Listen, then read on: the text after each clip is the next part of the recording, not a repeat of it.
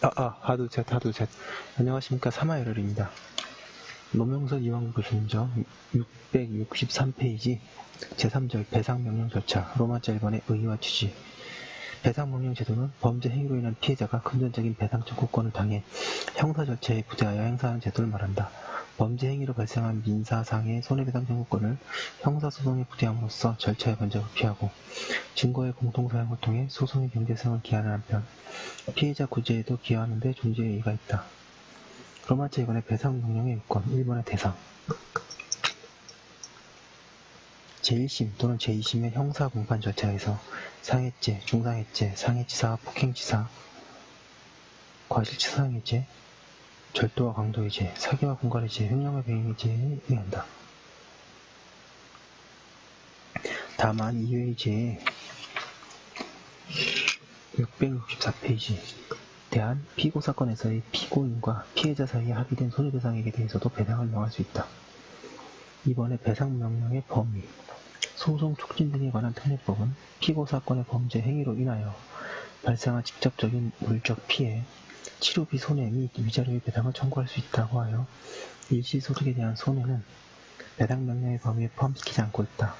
이외에 상호간 합의된 금액도 배상명령의 범위에 포함시키고 있다. 3번의 예외사유 법원은 동그라미 1번 피해자의 성명, 주소가 분명하지 아니한 때 동그라미 2번에 피해 금액이 특정되지 아니한 때 동그라미 3번 피고인의 배상 책임의 의무 또는 그 범위가 명백하지 아니한 때 동그라미 4번 배상 명령으로 인하여 공판 절차가 현저히 지연될 우려가 있거나 형사소송 절차에서 배상 명령을 함이 상당하지 아니하다고 인정될 때에는 배상 명령을 하여서는 안 된다. 로마자 3번은 명령 신청 절차와 심리 1번의 신청 피해자는 제1심 또는 제2심 공판의 변론 종료 시까지 사건이 계속된 법원의 제25조의 규정에 의한 피해배상을 신청할 수 있다. 따라서 상고심에서는 허용되지 않는다. 피해자는 법원의 허가를 받아 그 배우자, 직계혈족 또는 형제 자매에게 배상 신청에 관하여 소송 행위를 대리하게 할 수 있다. 피고인의 변호인은 배상 신청에 관하여 피고인의 대리인으로서 소송 행위를 할 수 있다. 신청의 상대방은 형사 절차의 피고인이므로 기소되지 않은 다른 공범이나 약식 명령이 청구된 피고인을 상대로 할 수 없다. 이번에 신청 방식 피해자가 배상명 신청을 하면은 신청서와 상대방 피고인의 수에 상응한 신청서 부분을 제출하여야 한다. 665페이지 3번의 신청의 효과 배상 신청은 민사소송에 있어서의 소위 제기와 동일한 효력이 있다. 피해자는 피고 사건의 범죄 행위로 인하여 발생한 피해에 관하여 다른 절차에 의한 손해배상 청구가 법원에 계속 중일 때에는 배상 신청을 할 수 없다. 신청에는 배상 명령이 확정되기까지는 언제든지 배상 신청을 취하할 수 있다. 4번의 절차의 심리 배상 신청이 있는 때에는 신청인에게 공판기일을 통지하여야 한다. 신청인의 공판기일의 통지를 받고도 출석하지 아니한 때에는 그 진술 없이 재판할 수 있다. 신청인 및 그 대리인은 공판 절차를 현저히 지연시키지 않는 범위 안에서 재판장의 허가를 받아 소송 기록에 열람할 수 있고 공판기일에 피고인 또는 증인을 심리할 수 있으며 기타 필요한 증거를 제출할 수 있다.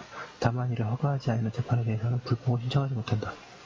법원은 필요한 때에는 언제든지 피고인의 배상 책임 경우와 그 범위의 인정함에 필요한 증거를 할 수 있고 피고 사건의 범죄 사실에 관한 증거를 조사할 경우 피고인의 배상 책임 경우와 그 범위와 관련된 사실을 함께 조사할 수 있다.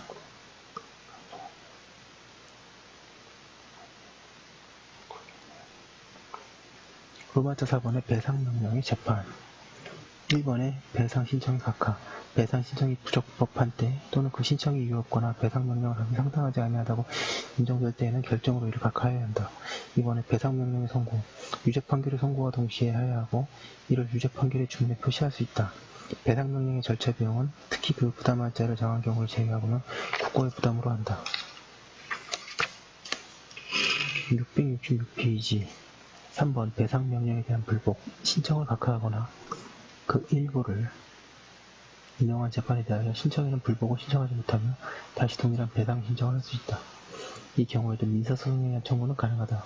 한편 피고인은 유죄 판결에 대하여 상소를 제기함이 없이 배상 명령에 대해서만 상소 제기 기간 내에 형사소송법의 규정에 의한 즉시항고를 할 수 있다. 다만 즉시항고 제기 후 상소권자가 적법한 상소가 있는 데에는 즉시항고는 취하된 것으로 본다. 유죄 판결에 대한 상소의 제기가 있는 때에는 배상명령은 피고 사건과 함께 상소심에 이식된다. 상소심에서 원심의 유죄 판결을 파기하고 피고 사건에 대하여 무죄의 면소 또는 공소기각의 재판을 한 때에는 원심이 배상명령을 취소해야 한다. 이 경우 상소심에서 원심의 배상명령을 취소하지 아니한 때에는 이를 취소한 것으로 본다. 다만 상호간 합의에 의한 손해배상에 의한 배상명령을 한 때에는 그러하지 아니하다. 상소심에서 원심 판결을 유지하는 경우에도 배상명령에 대하여는 이를 취소, 변경할 수 있다. 로마자 5번 배상명령의 효력. 확정된 배상명령 또는 가집행 선고에 있는 배상명령에 기재된 유죄 판결서의 정보는 민사집행법에 의한 강제집행에 관하여 집행력 있는 민사정보과 동일한 효력이 있다. 이 법에 의한 배상명령이 확정된 때에는 그 인용금액 범위 안에서 피해자는 다른 절차에 의한 손해배상을 청구할 수 없다. 청구에 대한 이의 주장에 관해서는 민사집행법 제44조에 의한 제한에 따르지 않으므로 변론 종결 전에 생긴 때에도 할 수 있다고 하고 있습니다. 조금 빠르게 해서 또 1회독을 또 마쳤는데요. 지금까지 한 거 올려두고 앞으로도 계속 2017년 오늘이 1월 26일 목요일 저녁 21시 55분 앞으로도 계속 형사소송법도 열심히 공부하고 형법도 열심히 공부하도록 하겠습니다. 그럼 오늘까지 한 거 올려두고 쉬었다가 내일부터는 이제 또 형법을 또 열심히 공부하도록 하겠습니다. 감사합니다.